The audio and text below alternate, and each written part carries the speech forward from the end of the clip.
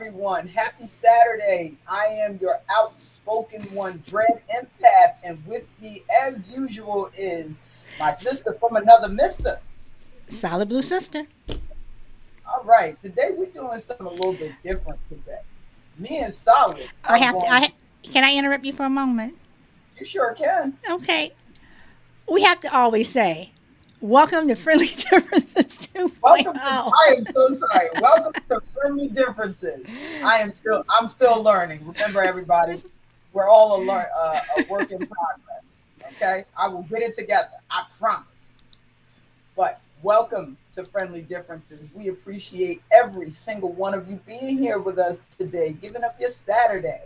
So today we are going to do something a little bit different. I'm interviewing Solid, and Solid is interviewing Dread. And we are going to ask each other some questions, and we encourage you to ask us questions as well. So, Uh oh, one of she's looking down at something she wrote. Oh, okay. She's ready. She's ready. always, always. Now, there is an age gap between me and Solid, but we have a mutual understanding. So, Solid, I want to know, as a black woman who grew up in Chicago at a different time, your time versus now, how has the violence changed? And was it as violent when you were growing up? Okay. First of all, y'all, I'm a baby boomer. Okay, I ain't saying that she did. so I am a baby boomer. So y'all can kind of figure that out. But when I go back home, the Chicago that I grew up in is not the same, but um it sort of is. I grew up, with uh the the the the disciples were around. The Black Panthers were a major force. Angela Davis, you know, Soul Train, you know, you know, American Right. Bandstand. Chicago has changed, but the violence. I really don't think the violence is any different. I think what's hyped it up is the media, because when you look at Chicago, when you truly look at Chicago, most of the when they want to say black on black crime, whatever, is coming from two neighborhoods, two, Really? two, and and this is a fact. Okay, and you're talking to somebody. If y'all know, I'm usually giving my opinion. I'm telling y'all a fact. This is mainly coming from two neighborhoods, but the media has hyped up Chicago to be this war zone. You know, when I went home about 2 years ago, my sister was talking about not wanting to drive downtown, and I'm like, why? She's like, well, they have all these this smash and grabs and what have you, and I'm walking around downtown like, I mean, I went to my old job and I'm walking around and I'm walking around at night, whatever. No. So again, it's the media. It's the media. We have the presence of the media is more profound now than it was back then. But I will say this: a lot of the violence that we had in Chicago back then was racial, and it was white on black. Ooh, okay. It was white on black. Can we and you got to remember Mayor Daley, if you all are familiar with Mayor Daley. He was the one at the Democratic Convention in '68, shoot to kill. You know, you had Herbert. Wait, who was it for the CIA or the FBI? Was it Hoover? Um, Edgar J. Hoover. yes. J. Edgar So, Hoover. he had tabs on everyone, and a lot of the crime was racial, and it was white on black. So and Chicago is known to be the most segregated city. It's called the Northern South because Chicago has been and always is a racist city, And they have their, you have your little Italy, you have your Chinatown, you have your Russians, you have your Polish, you have your black people. And if you cross into those areas, even now, you can still get into trouble. When I was in high school, I, we had the border of where black and white, whatever. And my high school was across the border. It was a mixed school. It was half and half. There were no Latinos. It was half black and half white. It was a Lutheran school. Most of the kids who came there came from different Lutheran schools in the area. But it was one time when black kids, we could not even, at one particular night, we were not even able to leave the building because we were told we would be lynched and killed. The white folks could leave, Oh, but we were still there. We were literally there overnight. So when people talk about Chicago, you remember this is Chicago. Even though Martin Luther King was not there, he was in, was it Skokie, which was a suburb on the southwest side. And the southwest side was very, very racist. Still is in some parts. Sundown towns, whatever. But you got to remember when Martin Luther King came there, they were the ones throwing bottles. right. Yes. So yeah, we do have crime, but you got black on black crime in Chicago. You got white on white crime in Chicago. The Italians are killing each other. The Polish people killing each other. The Russians are killing each other. Everybody's, so I don't want to hear it. So I know I went long, but No, because that's what I wanted. I wanted you because you are a native of Chicago, and I asked that because what did I say in one of my videos? Whenever something happens, Chicago is the scapegoat. it is.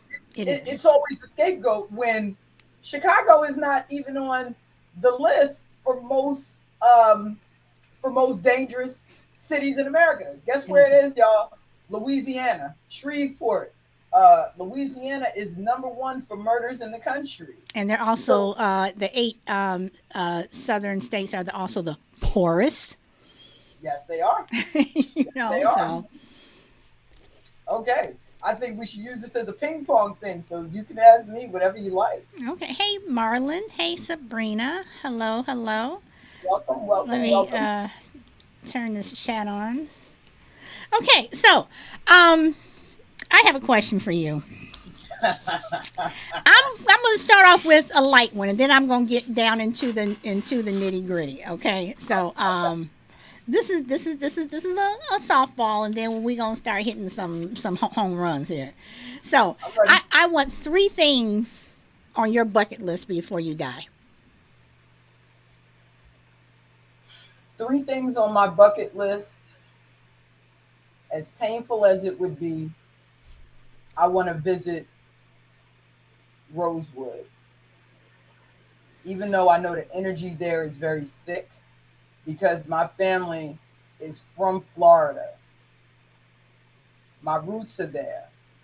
I want to visit Rosewood because for some reason that massacre sticks out in my head. I would love to see the Eiffel Tower.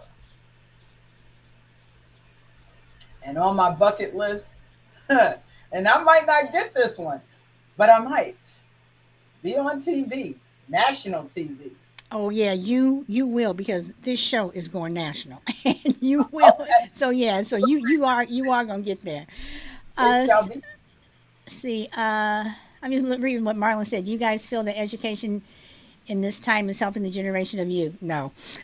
No, Say no. no.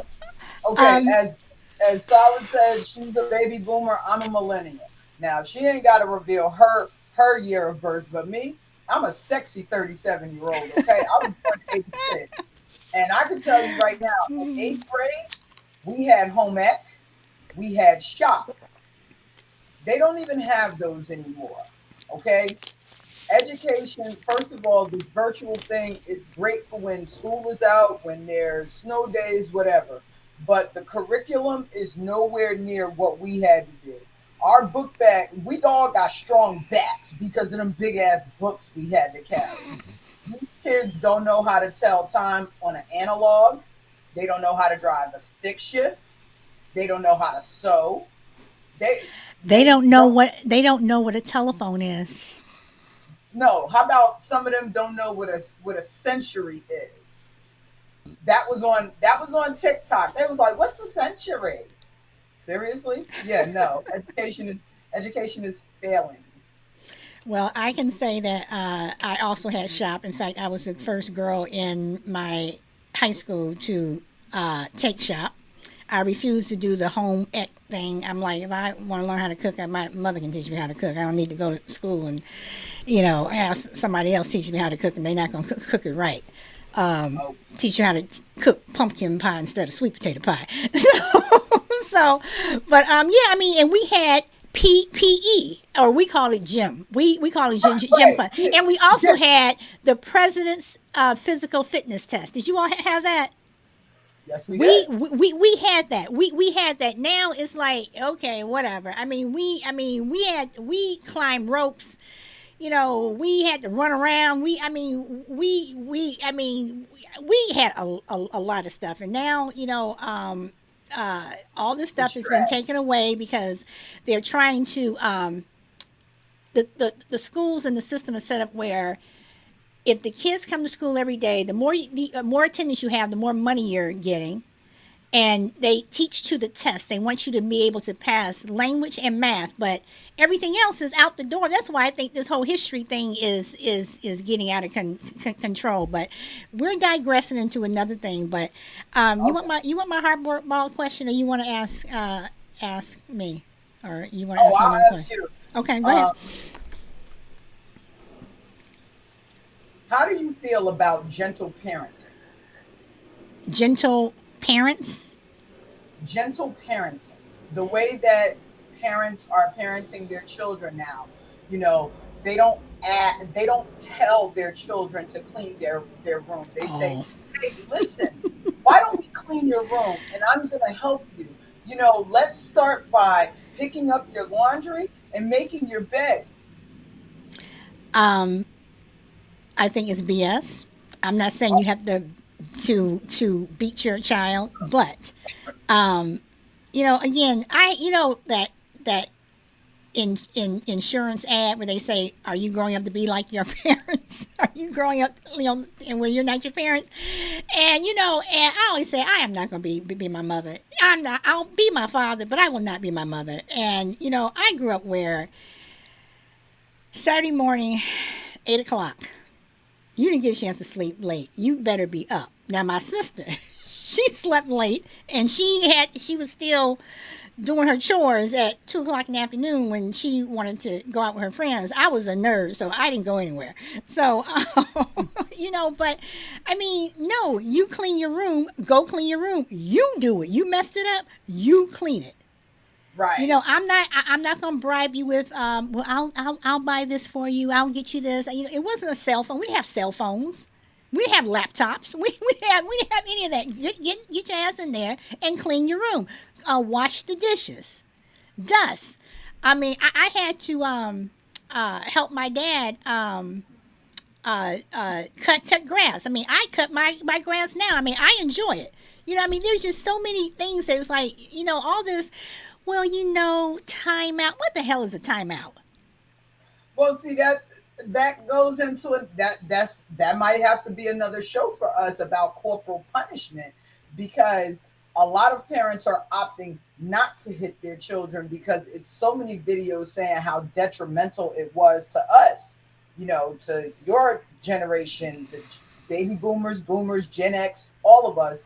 Our parents, wooden spoons are the reason why people are traumatized, belts and everything else. So they're saying people who hit their children, you're a bully because you only hit your child because they're smaller than you and can't defend themselves. That's how people are framing this. Okay, so let me ask this, because we're getting into the politically correct language. Should we say hit your child or spank? I would, okay, people say there's a difference between spanking and beating. But you have some parents that don't even agree with spanking because they're like, no, you would not hit your spouse because they did something wrong. They feel as though there is a way to correct your children without resorting to corporal punishment I of mean, any kind. I do believe that that spanking is a last resort up to a point. And when I say that, I don't mean like if I mean I'm not going to hit my son and say go clean your room. No, Right. But if it's like over and over and over, it's like what am I going to have to do to get through to you in order for you to do what you're supposed to do? And I disagree with the whole thing about this is why kids grew up and they're so messed up. No, kids are messed up today because number one, they don't have discipline, and I think kids crave that. They want discipline. They need structure. I agree. So all this, well, you go do that, well, you go have a timeout, and then when you come back, we'll talk. you know all that stuff from the 80s and stuff that they were doing. Mm-mm.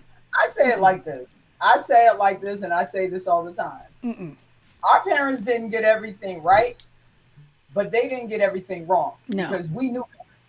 we knew better. Like you said, even with the age gap, I had to get my happy ass up in the morning. My brother, he was responsible for the kitty litter box, his bedroom. I was responsible for the bathroom, sweeping and mopping all floors, cleaning the kitchen. My mother would make us carry the laundry out to her car. She would go to the laundromat, wash our clothes, and she said, and her thing was, by the time I get back, this house better be spotless. And it always was. We never found out because we always did what we were told. My mother didn't ask us. My mother one time was like, I didn't ask you nothing. I told you. Now, Bye. now, okay, so let's talk about the washing clothes thing because uh, some friends of mine years ago were surprised that I had made a comment like, yeah, he has to wash his clothes, and my son was 12, and they were Okay. like, he's 12, you're making him wash his clothes? Yeah. Yes. And I think I started doing it, I think when he was 12. I think that's when I started, whatever. And they were like, wow, that's mean. I'm like, I was washing clothes when I was like 10. Yeah. Same here. And I said, even in my house, I said, my mother never once, unless she did it before I was born, never once washed my father's clothes. My father washed his own clothes, and even to this day, my husband washes his own clothes. I wash my own clothes. My husband washes. I've never washed my husband's clothes. I mean, Well, my mom did it like that because we didn't have a washer dryer in the house and the laundromat was quite far. But when we lived in another place, the laundromat was directly downstairs. so And you all went to wash your own clothes. Yeah, I yeah, mean, but I'm saying, but you have people now who are literally like 19 washing, years old, 20 years old, living with their parents, and mommy is still washing their clothes. yeah. I've met a few people like that. They're like, she's like, I'm their mom. I said, he's 15. He can wash his own clothes. So okay. So you believe that gentle parenting is bullshit. I get It it. is. It I is. get It is. It is. I get creating marshmallow kids. Okay, now I'm going to bring up gender. Okay. And I'm going to bring it up because you have put it out there. It's on your TikToks, whatever. And I think you said it on this show too before. But anyway, but I have did you have to come out with your family? no, because my cousin outed me. Okay, Yeah, all right. my cousin outed me. So Um, how did your family? Were they shocked? Were they surprised? Were they cool with it? Were they mad? Were they? they were not supportive at all. They were some of them were very cruel. They had jokes. They said that I wouldn't amount to anything. Um, no, they were not supportive. even my mom wasn't all that supportive at first. You know, she couldn't understand how I grew up in an Islamic household, had a Baptist grandmother. You know, went to the masjid on Friday, went to church on Sunday, and of course the dreaded question when you're a lesbian: who touched you?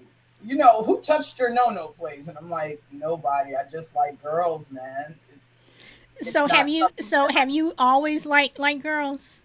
I have. Okay. I have. I Okay. have. So then, okay. Yes. So now I have to see. This is why I want to get Reagan on Reagan I'm not a on the virgin show. though. I've Okay. been with men, but yeah, I've Okay. always liked girls. Yes. So do you believe now? Having said that you've always liked Okay. girls, Yes. because I don't believe this. Do you believe Oh, that people are born gay? Because I don't think they are. I think that that you experiment and you like, oh, I like this, and okay. So I'm going to turn it around on you. oh Have you Lord, ever experimented with a girl? no, No. Why? I've never been. I mean, I like men. I mean, Exactly. I've had women come on to me, but I've never. I like. I prefer men. Right. Okay. Right. So okay. So So again, do you think that you're born gay? yes, I do. I absolutely do. I absolutely do. You see, here I'm going to give it to you in the best way possible, right? And I'm going to use men for this because everybody swears that gay is a choice. You don't choose to be straight. You know what you're attracted to. You don't have to be with a woman to know that you don't like women, right? A man doesn't have to have a man, you know, Mm-hmm. clapping his cheeks to know that he doesn't like men. Mm-hmm. You know what you're attracted to. Now, those of us who are in this lifestyle, we often go in the early times, we go to the opposite sex because we're really trying to fight the gay out of us. We want the acceptance. And a lot of times we're fooling ourselves because it's like when you come out, they're like, who told you? Like, I have a cousin. He is gayer than Peter Pan on ice skates eating Skittles. We have always known he was gay. Okay. We've always known he was gay. He's never been with a girl. We knew from early on that that's who he was. And later on, and I wondered like why my family was such dicks about it. They're like, yeah, we always knew you were gay. We looked at you when you were 7 and said, yeah, she's gonna be gay. So yeah, it's possible. Okay. We're just all hardwired differently. So okay. So a friend of mine, we were. Oh, I'm sorry, I was sharing the show. A friend of mine, we were talking about gay men. Okay, and I'm gonna get some crap for saying this, but I think two things. I'm gonna run the first one by you first. Okay. I think that white gay men, not all, but some, tend to be racist. Why would you get crap for that? That's true. That's Okay, so true. but True. I'm saying, and but I'm saying I don't know what it is, but it's like gay white men, again, not all, tend to be racist, while on the other hand, gay black men, in my opinion, tend to be very feminine. Oh, Not all, but a lot that I've been in contact with and friends that I have.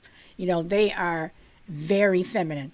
And you they are. and I tend and I tend to notice that. I mean, yes, you have feminine, gay white men and Latinos, but to me, gay people of color, including Latinos and whatever, to me they seem to be more feminine as opposed to their white counterparts.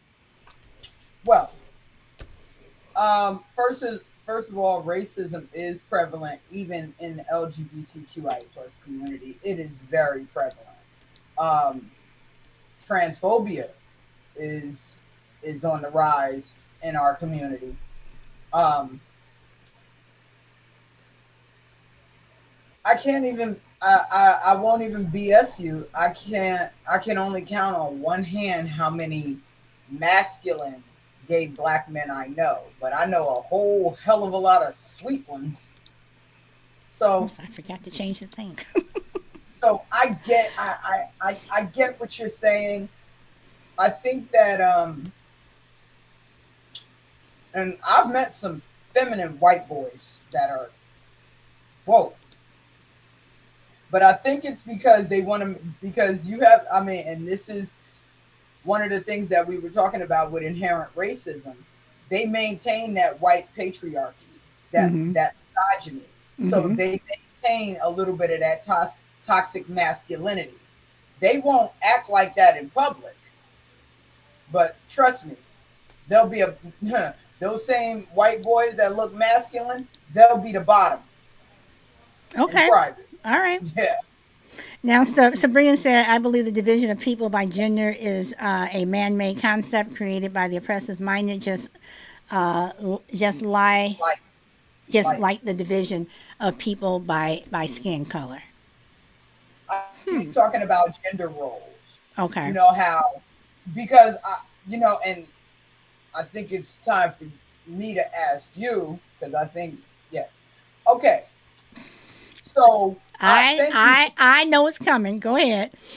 thank you, Sabrina, for that comment. So I've seen a few people talk about my son is. I saw a post. I'll give you a post. This woman said, if my son wants to see the Little Mermaid, I'm going to take him to see the Little Mermaid. And the comments, you're going to turn him into a sissy. My son's not playing with dolls. My son's not playing with a kitchen. Now, you grew up in a different time. What is your issue, if you have one, with transgender people as well as gay marriage? I knew it was coming. I knew it was coming. Okay. First of all, I'm going back to the Bible. Okay. And hold on. Okay. I just be I'm my foundation is the Bible, and I believe that God made man, God made woman to be with man and woman, and but if you choose to be with someone else, it's not my business. I don't care. I do not care. You can be with whomever you want to. I'm not going to, like I said before, I'm not going to stand in front of your house with a picket sign and whatever. I just disagree. Now, as terms of transgender, I feel that again, I bring in God, whatever. I think that you're telling God that He made an error. I think that I think you were made a certain way, so you should be a certain way. Like I don't believe that women should go out and get boob jobs and what have you. Um, I mean, I'm just saying, I mean, you were made a certain way, so just accept how you are. I mean, No, I that's get it. It's just that's just you're what I think. opportunity. You're like you're not I just mean, trans people. but if you choose to I mean, again, if you choose to be, however, you just go and thank you, Sabrina, Marlon. I mean, if whatever you choose to do, I mean, do it. No, I love the fact that you're like, it ain't just transgender people. Leave your boobs alone, okay? No, I I mean, know God no, made you. because I mean, seriously, I look at these women, and I know Yeah, women who are like this, who you come see them, and it's like their lips were, thin last week, and now they're all puffed up or whatever, and it's like seriously, yes, yes, yeah, I got you. so it's like but then again, if that's how you want to look, if that's what you want to do, if that's your lifestyle. Hey, and you know what? I love that you said it like that. I truly do. I do because this is how I've been explaining this to people. You don't have to agree or like somebody's lifestyle or how they carry themselves, but what's wrong with you saying, "Hey man, you want to turn your pole into a hole? That's your business. I ain't got to agree with it. I ain't going to stand outside on the church steps or the court steps. God said this right here. So I respect that. I respect the hell out of that. Yeah, and I will say that I have a problem with Bible thumpers. I have a problem. I'm serious. I have a problem with Bible thumpers who want to quote a Bible verse every 5 seconds and want to say this and want to say that, whatever. Because the bottom line is, we all live in glass houses, and we all can throw that Yes. stone that is going to break. So I may not agree with your lifestyle, but there may be something about me which I know there is, that you don't like, Yeah. so Look. and this country is so wrapped up into being in everybody's business. And then to take the whole gay and trans thing just a little further out, and this is going to be real silly. I had a neighbor before they moved. They were good neighbors. They were really, really good neighbors. But I made the comment one time where I said, "Yeah, we're trying to figure out what we're going to plant in front of the house because we had pulled up a whole bunch of stuff." And they said, "Well, what about palms?" I said, "No." I said, "I don't like palms." And the wife said, "Well, we have palms." I looked at her. I said, "Oh, okay." And she goes, "Well, how can you say you don't like palms?" I said, "There's a lot of things that I don't like." I said, "So, I mean, so this is what I'm talking about. It's like, can I just disagree and not like something without people getting upset?" So Right. yeah. So that was Like, how my you get that? Because I yeah. don't want something planted in front of my house. I mean, I'm just saying, but people have taken it to the point where they get so into your business. It's like, I don't care as long as you are not doing anything to me and my family. You're not kicking my dog. You're not doing that. I don't give a damn what you do. I mean, seriously, I don't care. Okay, if you ask me, I'll tell you. But I'm not running around going, "Ooh, oh yeah, I'm not." No, Like, ooh, no, ooh, ooh. Yeah, no. I ain't got time for all that. My attention span ain't that good. Okay, I have a question for you. All Do right. you think, or okay, the question is, why is same sex marriage important, or do you think, or do you feel that it is important? I mean, It is very important why? because you spend 10, 15, 20 years with someone. You share a home with them. You share finances with them. Laughter, laughter, smiles, joys, pains, failures, success. And this person gets sick. Now, their family didn't want to be bothered with them their whole life. But now that it's time to make decisions and just to be spiteful because y'all are not married or you don't have the right to get married, now they can push you out. And who's to say that you shouldn't be married to the one you love? You have heterosexual couples that are together for convenience. You have heterosexual couples together that don't love each other, domestic violence, toxic, manipulative, narcissistic, everything. But two people who are the same sex love each other. They shouldn't be able to get married because of what an old book says. The same book that condones slavery, the same book that condones misogyny, rape, everything under the sun. So yeah, same-sex marriage is important for legal purposes, if nothing else. Well, Legal okay, purposes. so do you see a difference between same sex and common law relationships? Uh, go get married. Take your ass to the justice of the peace and go get married. Fuck all that common law shit. Go get married. Go get that piece of paper that says this is my husband, this is my wife, whatever you are, whoever you are. Go get that piece of paper so that the family can't come in and say, "Oh no, I don't care if y'all been together 25 years, y'all not married." Because that marriage certificate, trumps everything. And I never get personal, but I'm gonna tell you like this. My wife's mother once said to me, I have the birth certificate. I said, and I got the marriage certificate, and that trumps your birth certificate. Goodbye. There was nothing she could say or do. Okay. I Okay. married her. I married Okay. her. You know what I mean? Yeah. Okay. All right.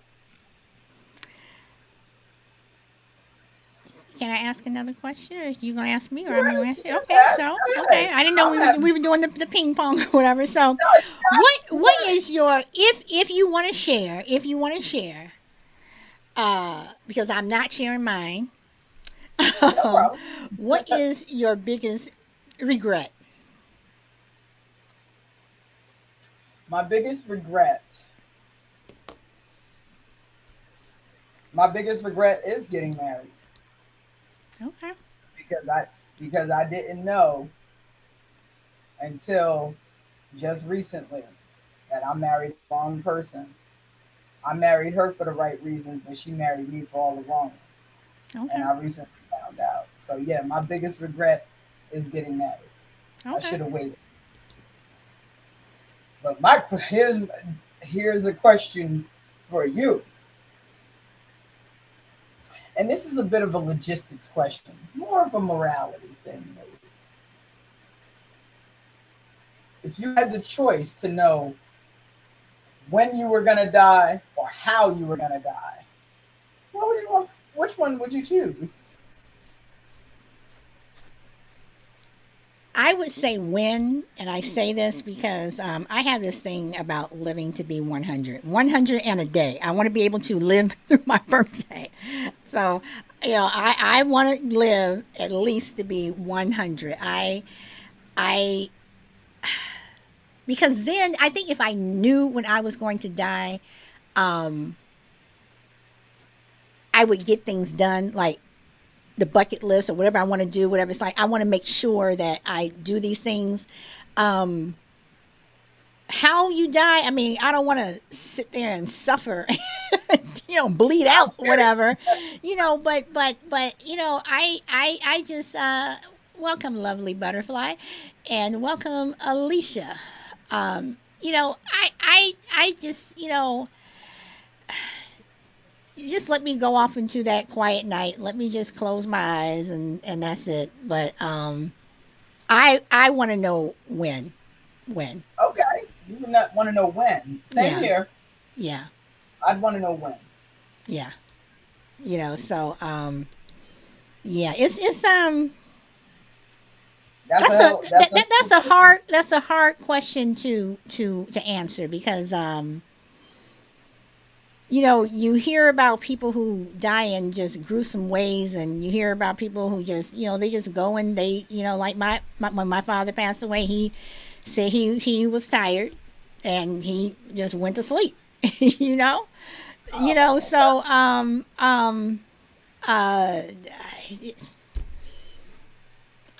I don't know. That is a hard question. I know. I know.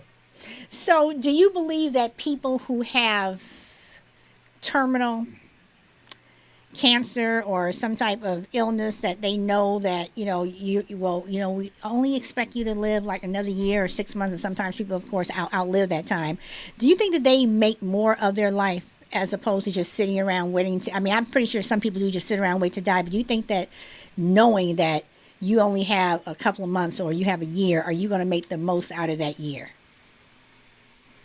I think that because I've been around someone who was terminal, they just start seeing things in a different light. They appreciate everything around them. But then they have that thing that's like, in a year I ain't gonna have to worry about these bills. In a year I'm not gonna have to worry about anything because I'm not gonna be here. But they start loving on their family and friends a lot more. I've known two people that were terminal. They're no longer here. Um, Pancreatic cancer is the devil. It really is. It ravishes. And AIDS. AIDS is the devil too, because both women One of them stole a car. She stole a Okay. car. She said, "Fuck it." She stole a car. She wanted. That's what she wanted to do. So she stole a car before she passed away from AIDS. And the one who passed from pancreatic cancer, she fought so hard, but once she saw that there was no hope, she just said, "I'm gonna eat what I want. I'm gonna I'm gonna be around my family. I'm just gonna love everyone while they're here." And they try to make every day count a lot more, you know, because they know they don't have time.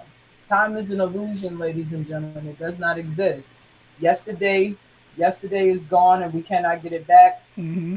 Tomorrow is a mystery and unknown because we may not make it there. Mm-hmm. So all we have is the present.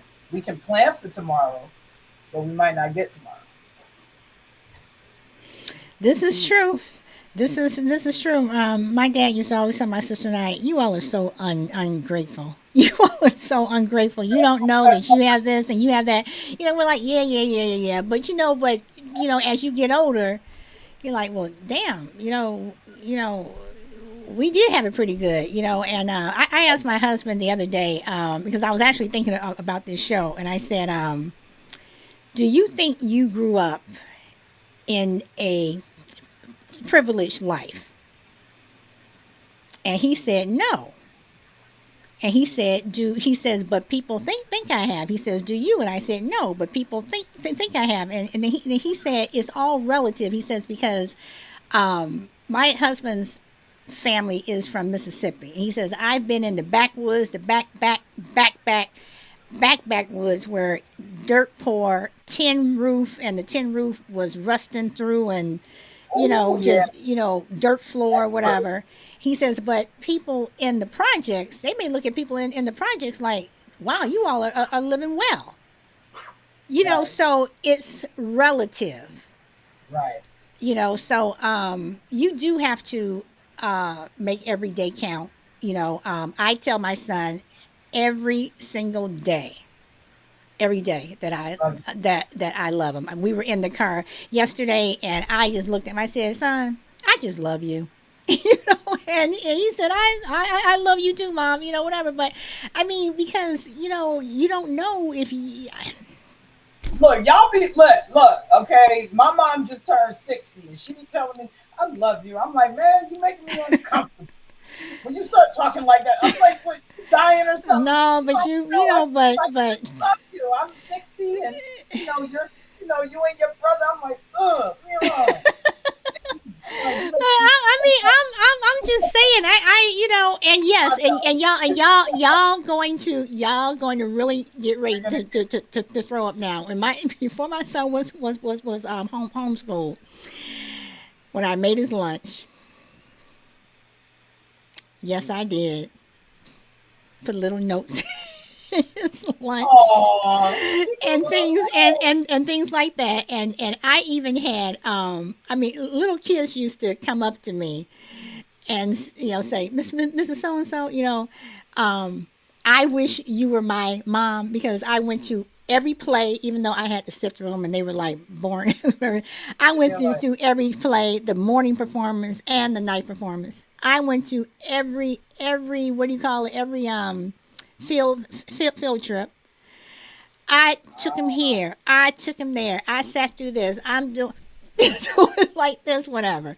But each and every time, I said I will always, and I always was. I said I will always be in the front row, and I would sit there, get there 2 hours early, and I'm sitting there, and other parents would get mad at me and say, "How come you? Well, you should get here early, early or whatever." And my parents did it for me. I'm doing it for my kid. So I hear you. I hear you. I like it. but yeah. Um, Your something else. turn. Oh, Dreads, are you living your best life? No, Okay, no, I'm not. I'm living better than I was, okay, but um, put it like this: I am humble enough to know that I am blessed and ambitious enough to know that I deserve more. Okay. All right. All right. Same question. Are you living your best life? I am now. I can honestly say that my twenties were crap. My twenties. If I can do any decade over, it would be my 20s. From the people that I was dating to some of the friends that I was hanging out with. I mean, I was dumb. I was dumb. I made bad choices in my 20s. My 30s were fun, but my 40s, that was good. But I am living my best life. Everything now seems to be clicking, and I'm having fun. I'm having a ball, and y'all, I'm not saying this to suck up the dread or anything. I am just tickled pink that the two of us are doing this show, because I have such big hopes for this show, and I know, like you said, we are going to get there. But I am tickled that the two of us are doing the show together. Um, I look forward to a long and happy relationship. Um, I am happy. I am. I'm happy. And let So me yeah. tell y'all something. I'm gonna tell you how yin and yang work. Okay, lightness and dark, sweet and sour, white, black. When Solid first hit me up, she didn't know that I was going to respond to her. And mind you, I was still like at 10K followers. And I hit her up and she wanted to know my story. And I said, absolutely, no problem. It was no hesitation. She doesn't have a huge following on TikTok, not at all. But I said, and this is how you get an idea of how I think. Never step on the little guy, because the toes you step on today may be attached to the ass you have to kiss tomorrow. So I didn't. It was just like, hey, yeah, yeah, I'll talk to you. No worries.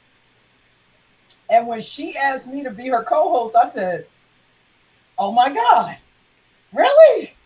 I was Well, sitting here like, but when Lloyd was stepping down, because he's going on to work on his PhD, whatever. I was like, who can I get? And immediately I was like, I'm calling Dread, because I'm going to say it, because because we're two different people.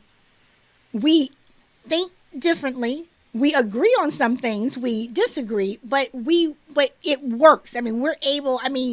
It is the chemistry's there, and I like you. I truly like you as a person, So outside of TikTok and all this other stuff, um, so I was so tickled that you said yes. When you said yes, I'm like, she said yes. She's gonna do the show. She's gonna do the show. And you came on, whatever, and I but have so much respect for you. Listen, you know, if you were somebody I couldn't stand, I'd be like, later. You know what I'm saying? But it was. I hope that we go from 2,000 views to 20,000 oh, views we to will, we will, 200K. we will, we Now will. that's a look. Marlon asked, "What does the show look like in 5 years?" Question for both. Ooh, Um, I am either the lead off for Rachel Maddow, or we will be following her. Um, uh, uh, I'm sorry, but we're not going to be on Fox, but we are going to be on some type of show, yeah, or one of the goals that I have, that's on my bucket list. I want my own production company. I know that's right. No, that's right. Because I'm in a project now with one of my other friends, where we're doing a screenplay, whatever, and I want my own production company, so I can just do my own stuff. I may not have the money of Oprah, but you know We these can try. I'm sorry if I got to set up in my garage like Jeff Bezos did, and we got to move over here because the car is parked right here. Look, Then, look, okay. you All know, right, right here. everything's Look, no, cool. right there. Yeah. I would, you know what? I have to be totally transparent right now. Like the career I'm in, I've been in for 16 years since I was 21 years old. And in 8 years, I have been, I'm sorry, let's see, 2014 to now. In 9 years, I have been passed up for promotion 8 times. I have a college degree. I am knowledgeable in my field. I run circles around men in my field. I work in a male dominated field. And I have had people with 3 years be promoted before me. So in 5 years, I hope that I can say, hey, thanks for paying my bills for 20 years, but I'm going over here where I'm appreciated and where I can make more money because now my mind is open. Now, hey, everybody has an opinion. Everybody can have it. And anybody who works for it can have a show. I mean, we got Alex Jones. We had Tucker Carlson. And we We also have Charlemagne the God. Charlemagne the God, right? Is and I want to thank Solid because there's a way to be outspoken and tactful. It's a way to be outspoken and tactful. I can say everything I need to say without cussing you out, and I can annihilate you verbally and intellectually. I can. I know. I know you can. I know you can. You I know, mean, because this show, and in fact, uh, Alicia, are you still here? Because I respond. Did you respond to Alicia? Because I responded to Alicia yesterday. I got the email. Is this here? That's okay. I finally respond. Alicia, I'm sorry that it took 3 weeks for one of us to respond, but I did tell Dread to respond. But anyway, She did. But Alicia, it's no excuse. I work 12-hour days, but honey, we hear you loud and clear. so Sabrina, Marlon, beautiful. We have quite a few people who always show up every Saturday. Listen, y'all are the ones that we will not forget about. I have people on my TikTok right now who they comment on every single video I post. They like it, they save to their favorites. Those are the people I will not forget because those are the people who matter the most to me. Those people who are with you when all you have is 5 or 10 people and 27 views. They stay in the fight with you. That's humility. That's loyalty. That's love. So those are the people, and you are the people that I will not forget. And I love y'all, and I see y'all. That's real. I don't say nothing I don't mean. no, she doesn't. So, but, and and guys, I watch the numbers, and we get 100 views here, 200 views here. The one that we did with Thomas got like 1,000 something views, but comments, y'all, comments. I mean, even when somebody a couple of weeks ago left some comments against me and Dread, we were like, oh, okay, whatever. But comments, still give us your comments. We want to know what you think. And I bodied him without cussing him out. I loved it. I was like, oh, this is fun. I dragged him to film. He got what I call LBT, laundry bag. Okay, but So we are nearing the hour mark. I want y'all to talk to us real quick. You should we let them call in? Let's see who's around here. who wants to call in? Who wants to call in? Alicia, you want to call in? Yeah, whoever here. Sabrina, you wanna call in? Marlon, you want to call in? Because Marlon's going to be a guest co-host. Yes, he is. He is going to be here on the 14th. On the 14th, when DreadEmpath has to take a break. So, Yes. But I'm listen. I have a treat for y'all. Okay. I am gonna send pictures to Solid. I might make a nice little montage so y'all can see what I will be doing that Saturday. and I will and I will play it. So anybody wanna come up? Anybody? I will share the link. I'll put the link in here right now and see who wants to pop up. Anybody? Well, until they call in, I have a question for you.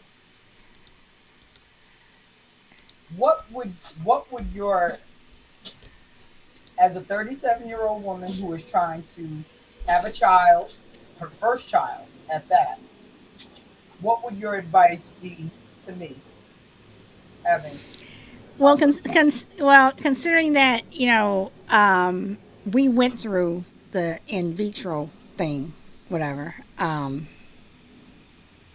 That's why we only have one. you know, Oh, but I uh, but it's a frustrating process. It is frustrating. Um, there's really no advice I can really give you except be patient. Um, okay. if you feel that you need a second, third opinion, then Go get get it. Your health matters. I truly believe that your diet, you know, will determine whether or oh not yeah. will I mean, well, not necessarily whether or not that you do, but it will help. Because I don't know if there's any other issues, whatever. But I Uh, mean, just be patient. That's hard because so many factors come into play with different people. Everybody's different. no, I mean as far as So parenting. Parenting. I okay, know okay, I know listen, okay, this okay. girl In terms of the parenting thing, I say love your child, but discipline. I'm not saying that you got to be all up in their face consistently yelling, screaming, whatever. But they need to know the difference between right, and wrong. And if you have to be prudish about some things, just because people are doing, okay, what I always would tell my son, well, just because they're doing it doesn't mean you have to do it. It's the same thing that your parents told you. yeah. And I would always my son and Dread, this is going to happen to you. And Sabrina, I know this. You said that you were a parent, so I know you think this, or there is somebody. When your child goes to school, there's going to be one little girl or one little boy that you personally cannot stand. But Okay. but your child is going to want to hang out with them. And I asked my son, I said, why don't you go play with so and so, or so and so's nice? Why don't you go play with them? Why you always have to play with him? Because this little boy just consistently got in trouble, just consistently got in trouble.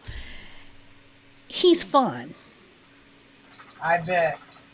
I'm sorry, but I was that kid that parents told their kids to stay I away mean, I from. mean, seriously, but there is going to be that one child, that one, because I'm telling you, That's there. I like mean, this. I think there were like three. And I was like, Oh, I can't stand that little kid. I mean, I'm telling you, I can't. And please, Dread, please do not raise a whiny child, and do not raise a child that does that fake crying. I can't stand that fake crying crap. I cannot stand it. That fake I'm crying a, to get whatever they that fake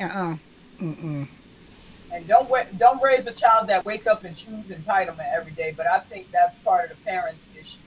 You yeah. know, I feel as though, and I hate to sound like everybody else, but I feel like the entitlement is coming because we have these young people thinking that the whole world is their safe space. It's not.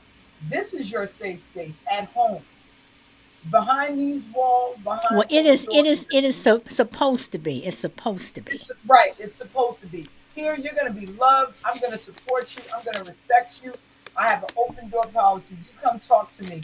You got a problem, we're going to work it out. Everything else. You're going through something. I'm gonna care. I'm gonna make sure you're okay. But once you walk out this door, it's nobody's job to care, and honestly, they don't. Mm-hmm. And I think that's one of the lessons that young people are missing today. Nobody has to care, and they don't. They absolutely don't. So So when do you think entitlement really started to affect kids? Because I think the baby boomer generation dropped the ball in terms of like discipline. Um, I think that we kind of dropped the ball. I think millennials were doing that whole timeout crap, and look, now look, you have these. Is it Gen Z? No, Gen. I always get Gen Z's Gen. you have Gen X. Okay, so Gen X is the youngest one, Gen right? X is no Gen X is 1965 to 1980. Millennial, which is I'm Gen Y, also known as the Millennials, 81 to I think So 96. what is the youngest ones now? The youngest The one. youngest one, they're calling them Generation Alpha, but that's like uh, Gen Z, like Okay, Gen Z Gen because Z. They're the I new ones coming up.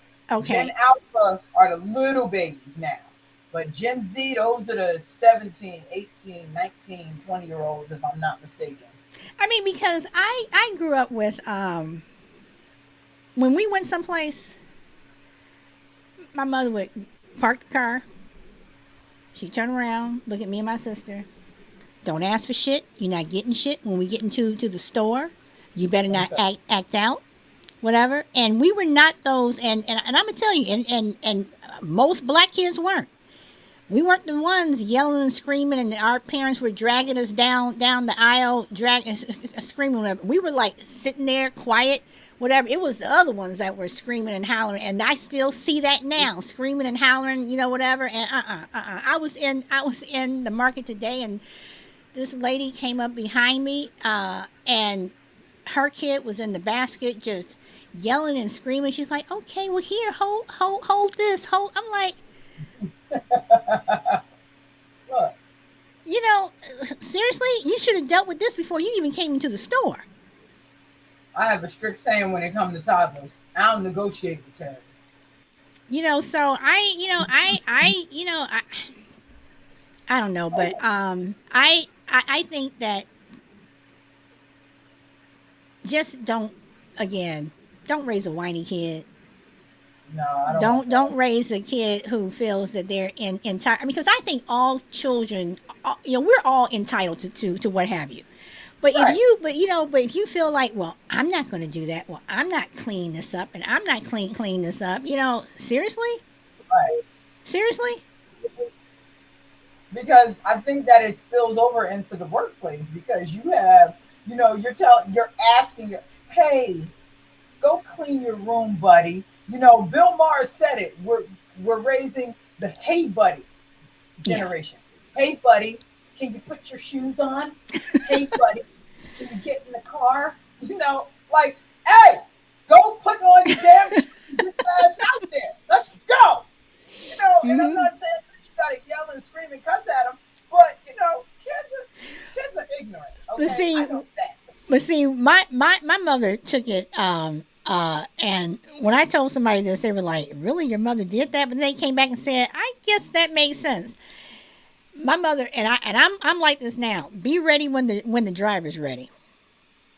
I'm on And that and wavelength. and there were many times when we were left, when we had to get, when we ride to school, whatever. Be ready when the driver's ready. Guess what? We were on the bus, and we better not be late. Wait, right? So it was, there were times when we were left, and then there's one other thing that my mother and father told us, and this may offend some people, but I'm glad to this day that they did. They made it quite clear: do not make us young grandparents. Do not make us young grandparents. I mean, we went to school. We did everything that we were going to do. We we did this, we did that, and don't marry the first fool that comes along. I dated some of those fools, but I didn't marry them, whatever. But yeah, yeah. I mean, so that's one thing that I'm glad that I did not do, and no offense to anybody else, but for me, that was good advice. Let's see. Marlon says, when should a belt come out? Like I said before, I don't think it should come out like right at the very beginning. But when they not, I'm telling you again and again. Oh no, hell no. But see now, okay. Here's my question for you. Well, no, you have to ask me a question. But before you um, do you think the reason why a lot of these parents backing off corporal punishment is because now it's just so easy to get into trouble?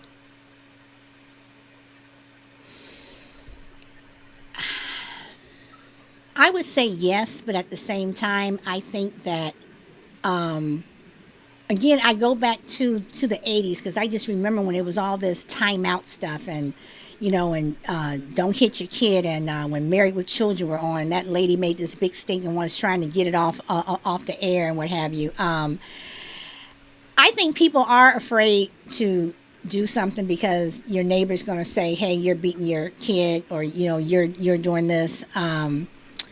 We don't have free range kids anymore. I was a free range kid. I was all over the place.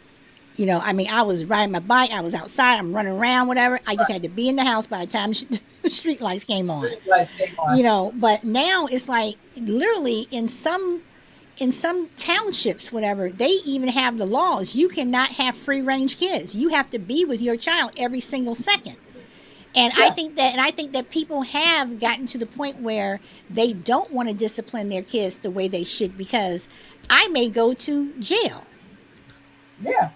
You act now. It's a thing. Somebody see you pop your kid in Walmart, they can call the cops on you. Free range, they will. The Okay, I'll give it to you like this: if your child keeps running away from home, you remember how once upon a time, if you were a runaway, you were deemed a delinquent. You Mm-hmm. were put into. It's not like that anymore. If you keep calling and reporting your child as a runaway, you as the parent will have to go to court for failure to supervise. And I know that from experience. I had it happen to a friend of mine. They told her after her daughter ran away 4 times, stayed gone once for 2 weeks. They said, ma'am, if you call us one more time and report her as a runaway, we'll see you in court because it's failure to supervise. And she said, if I'm sending her to school and she's coming home and then I can't find her, what do you want me to do? Well, you could go pick her up from school. Okay, she's in school. She leaves out that door before the bell rings. What do they, I feel like they've pushed the parents' wall back against the wall. Yeah. Yeah. I mean, the rules of today are definitely not like they were yesterday. Sabrina says, I will never agree with a belt. So are you saying that you're not for spanking your child, Sabrina? Is that what you're saying? Because I believe sometimes they need that little pat pat. I'm sorry. My parents. Look, That, or as one girl says on my show, they need that little pow pow on the butt. They need that pow pow. I think that So I think that with belts, that's where you go into the realm of beatings, and people don't like the thought of. I think it's very traumatizing for some people, considering that our parents use our. Listen, my mother used whatever she could get her hands on.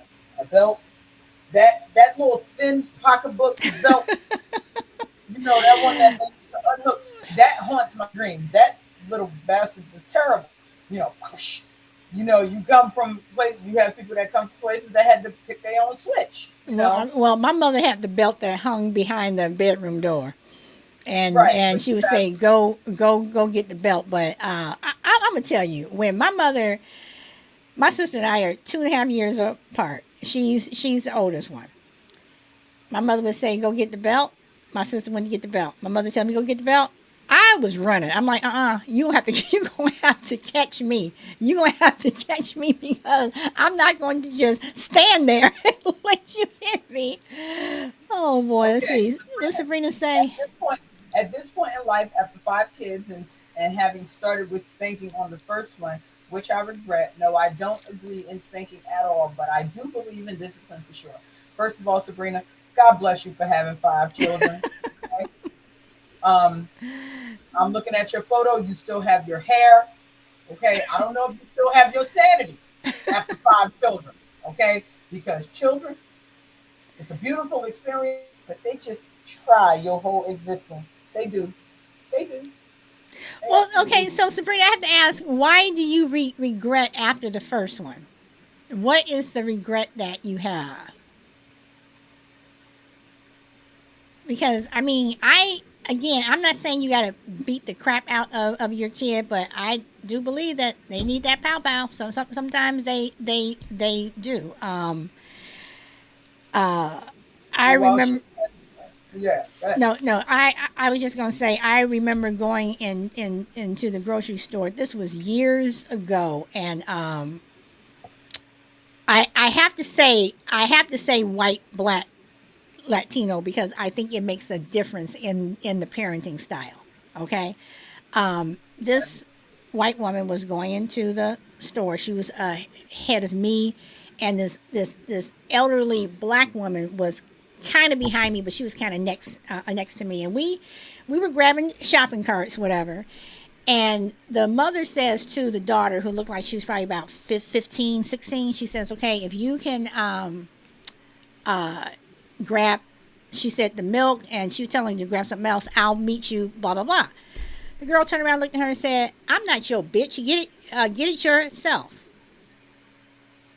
And she looked at her mother, and she just walked on into the store, and her mother stood there, and her face turned red. And before I could even say anything, the black lady next to me and said, if that was my daughter back in the day, my foot would have been so down far her throat, and I would have beat the crap out of her right here and there that she wouldn't have been able to go and get milk and meet me anywhere. She says that's ridiculous, and she looked that lady straight in the face, and she said, "You need to check that, but it may be too late." listen, I stand at 5'3". My mother is 4'11". And I tell you right now, at the age I am, when my mother says something, I may, I may be like, you know what? Yeah, all right.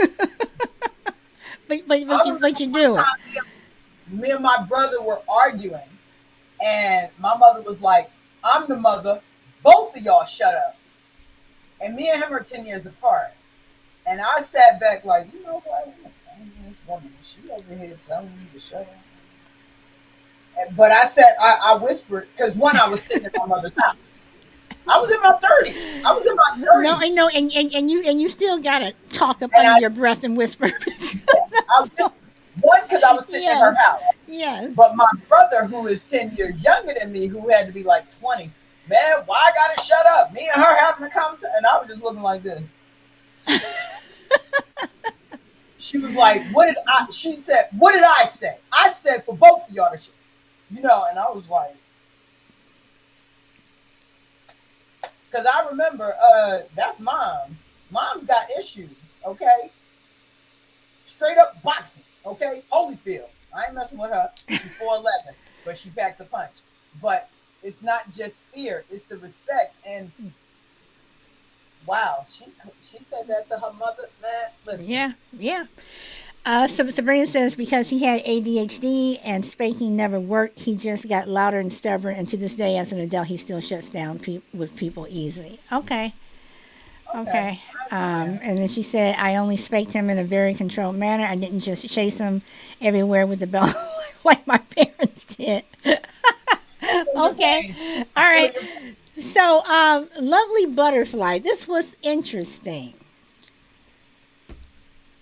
I believe all children are spoiled. There's good spoiled and bad spoiled. I agree. I agree. Because you have the good spoiled kids, you give them everything their little hearts desire. But they know that when mommy says no, mommy means No. no. But then you have the bad spoiled And kids. there's the respect in there too. Right. They respect their parents. They may pout, which pouting, whatever, even shedding a few tears because you can't have a candy bar. Fine. But then you have the bad spoiled kids that start knocking things over and cussing you out Hmm. because they feel like, no, you're gonna give it to me. You're going, and I'm seeing that on TikTok with a few teenagers. They like, okay, so what? I'm 15. So what? I live here. You had me. It's your obligation to take care of me, and they're right. But guess what? You're not going to be 15 forever. Okay? I don't have to take care. The law says I don't have to take care of you after you're 18. So watch what you do and watch what you say. And these are the kids that grow up. There's a lady. She cleans her son's bathroom and his bedroom, and you can tell it's an immaculate big house. But her son is 21, and she's cleaning his room and his bathroom and doing his laundry. And I'm like, is he handicapped? Is something wrong with him? No, he's just a brat. He's just a brat. That's ridiculous. I He's a mean, brat. because I mean, then these people grow up thinking that their husbands and wives should do this, or they go to work and think, well, my boss, well, I was always late to school and I was always late here. All of a sudden it's like I'm fired. Well, why? I mean, it's like all you're doing is setting your child up for failure somewhere down the road. So, Yes. And I feel like that's where that comes from. They don't get the boundaries at home. So when they get into the workforce and their boss is like, hey, if you're late one more time, you're fired. Well, I told you I had to catch the bus. Okay, catch an catch an earlier. earlier bus. Exactly. But Catch an they're not earlier. forced they're not forced to Exactly. take accountability. And before, you remember parents and teachers used to work together. Now parents are working against teachers, and you got a teacher that's 25 teaching 17-year-olds. So, the dissension is there. You have parents that are, and that's where I think, I'm pretty sure the village is going because the village is too young. No one is old enough, and those elders are not there to say, uh-uh, get that baby out of, get that baby from doing that. Don't let him do that. You didn't have a granddaughter say, grandma, mind your business. This my son. Who you talking to? I'm leaving. She always got something to say. You see what I mean? Where the dissension came. So that's where we're raising whiny, bratty children because Well, mom is not working with the village. Well, I know that when we got in trouble on our block, well, first of all, I knew and to this day, I can still go from across the street this way to come back up around our house. I can name every family who was there. But I'm telling you, if we did something wrong, you better believe that somebody was marching across the street or marching next door or down the street, ringing our doorbell. We're like, oh, fuck. Because we got in trouble. You heard it from Mrs. So and so, and you heard it from Mr. So and so, and you're going to get it from your mother or your father. Does the reward system still work or could it still work? We live in a computer age. We live in a time where you take away their tablet or their phone. Who has a landline anymore? Most parents are working. So you got to give them their phone because you're out working. You don't want them to be without their phone, especially if they get home from school before you get home from work. You need to be able to get in touch with them. So, okay, you get home, you take their tablet, you take their phone. But now they're watching TV and you got everything under the sun. Disney, Hulu, this. Not to mention, they so slick now, they'll get somebody to buy them a throwaway phone. If they got your debit card or credit card number, yeah, they're bold. So I think, as a friend of mine always says, foundation. No matter what we do in this life, we have to have a foundation that goes from your lover, your spouse, your parents, your children. When you have children, that foundation has to be there when they're young, not when they're 12. When they're two, you did this, I'm taking this from you. This is your punishment. You did this, you don't get this. So yes, I do think that the reward system, it could work if you start early enough. Solid. The reward system. I mean, I just just give your child something. I mean, they did well in this, and they they're just good kids, whatever. I mean, my son was not a troublesome child. He was he was truly. I mean, he was so quiet. He was truly a good. He was. I mean, even now, sometimes I don't. It's like I don't even know he's around because he's so quiet. Um, I just think that your child does something well, then you can reward them, but don't keep doing it where they expect it. Okay. The only time that and the only time that we did the reward thing was when my son hates sports. He couldn't tell you who a football player was. He doesn't basketball. He has no clue. My son is an artist. He likes to draw. That's what he does. Um, when he was little, in both in t-ball and soccer, my son put him in t-ball. I said he's not gonna like that. I put him in soccer. My husband said he's not gonna like that. He didn't. We started to bribe him in soccer because he would be the one out on in the middle of the field. He would be squatting down, picking grass, looking at bugs, and the game was going on around him. So we're like, Keep that playing. kick the ball, kick the ball, and and he was like 5, 6, whatever, and other little kids would get mad and whatever. I'm like, kick the ball. So then I was finally said this. I said, because he liked Thomas the Train. I said, if you go out there, you just kick the ball one time, just one time, just at least pretend like you're paying attention. Pretend like you're paying Right. attention. I will get you a Thomas the Train, whatever. He went out there, kicked the ball, still kind of stood there. He kind of ran from over here, ran from over here. Right. And then in t-ball, it was like he always struck out. I mean, always. But then when they would be out in the field, they would put him like way back, whatever. Way outfield. Way out there, whatever. Outfield. You don't get He none of the balls out. he didn't care because he was out there just looking at the, he out there doing that, Look, whatever. just kick the So grass. and then every year he wanted us to sign up again. I'm like, you don't even like this. Come to find out, he wanted it for the trophy. So we have four years of trophies in there, and he and they call him for his trophy. He just get up there and smile, whatever. And I'm looking at him. I said, "Now you did not earn that trophy. He got his trophy. That's what he wanted. He says, Mom, but I want the trophy. So when he went to sign next year, I'm like, nope, that's it. You are done. Look, I just want the trophy. I don't want to do nothing for the trophy, but I want it. I get that. But So we are at our. yes, we are. So next week, guys, it's going to be an interesting show. We are going to be talking about, yeah, y'all, I'm still old school. I use my calendar. So we are going to be talking about interracial relationships. Has it helped or hurt?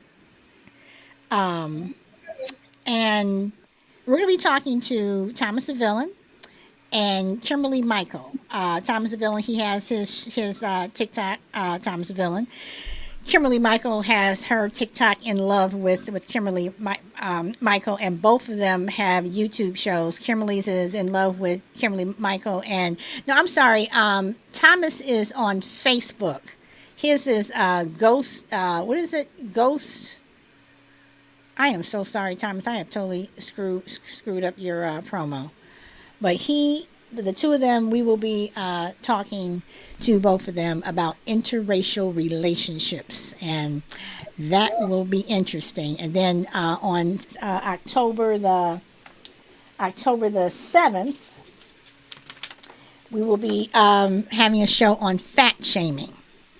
And we are going to be talking about we're getting into the nitty gritty. So some people feelings may get hurt, but we are going there. We're going there with fat shaming and why people are obese, and we're going to talk about trains, planes, and automobiles and sitting next to people, and yeah.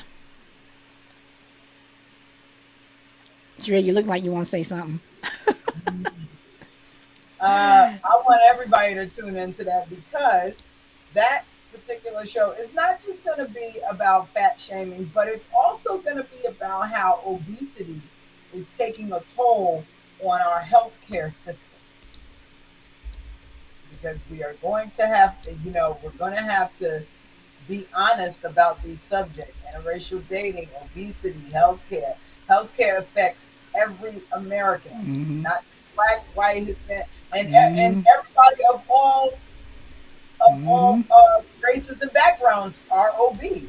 What are they Mm-hmm. saying? Like 70% of the country is overweight.